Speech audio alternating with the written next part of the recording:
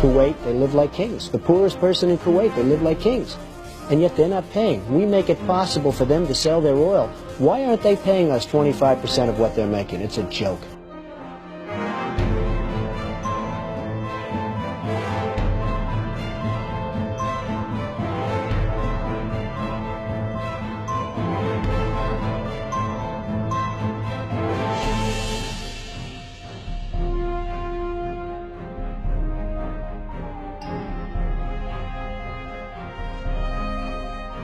Why didn't we say, we want 50% of your oil forever, or we're not letting you go back in?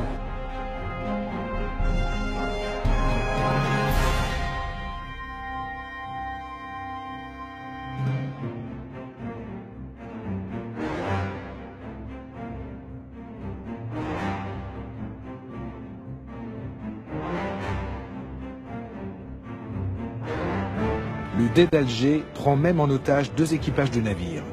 Il réclame 60 000 $ pour leur libération ou menace d'en faire des esclaves.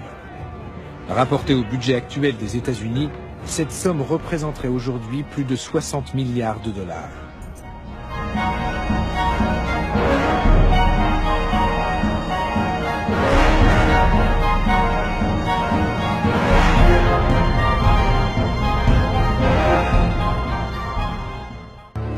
Nous les avons achetés.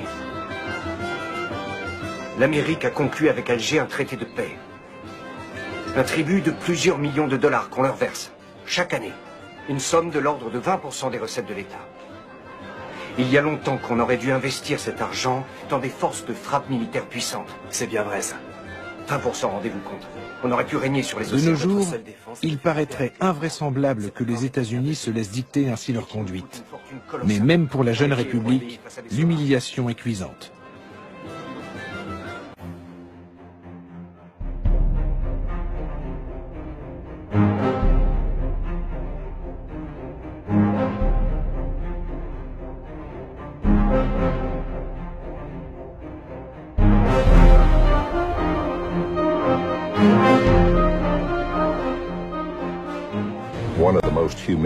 En 1795, les États-Unis ont connu un épisode particulièrement humiliant.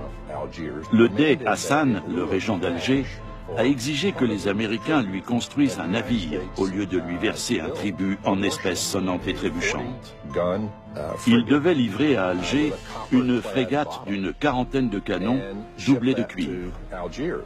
Le président George Washington a écrit qu'il en avait été extrêmement mortifié.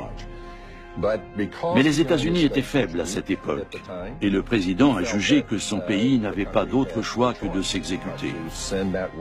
Il savait pourtant bien qu'avec ce navire de guerre, les Algériens captureraient de nouveaux vaisseaux marchands américains et européens.